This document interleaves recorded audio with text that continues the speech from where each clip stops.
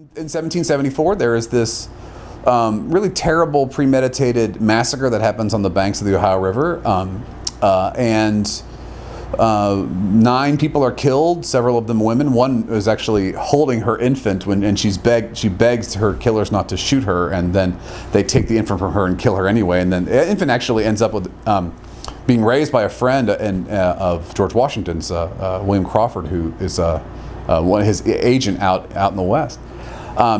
And Washington actually is familiar with a lot of these people who are involved in some of these things. And so, who's the guy who was accused of? Oh, his name is Michael Cressup, because he's named in this speech by Logan, he says Colonel, or he calls him Colonel Cressup, which is actually his father.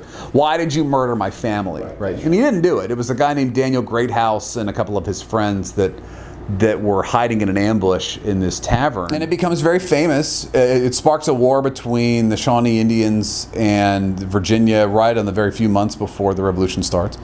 And Jefferson writes about it in his book, and it becomes something that becomes rather famous. So in the 1790s, when Jefferson runs for president but loses and becomes vice president, but is obviously going to run again, Martin makes this big to-do about this guy can't be qualified to be president because he's such a shoddy scholar, because he got all this stuff wrong about my father-in-law. And it does upset Jefferson to such a point that he sends out all kinds of letters into the frontier asking everybody, did I get this wrong? Did I indict this guy accidentally? And they write back and say, yeah, you kind of did. Like, it wasn't him.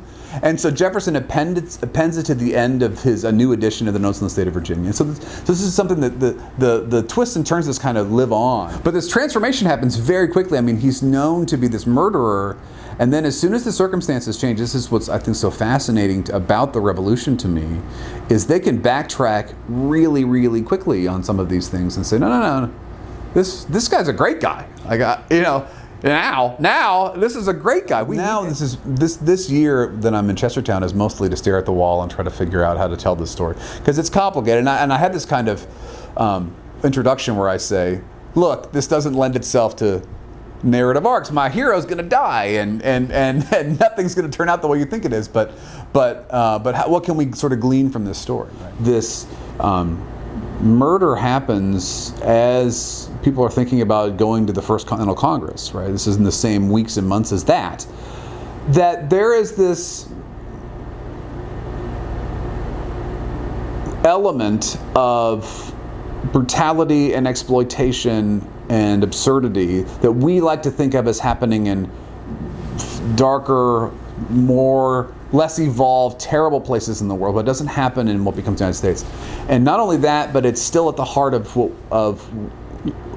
what we think are the best parts of us, right? Or the most civilized parts of us, right? I mean, you can't think of a more a place that's more to the heart of American culture than the sort of corner of Broadway and Wall Street. And there lies this guy. And so we need to sort of come to terms with that part of our past.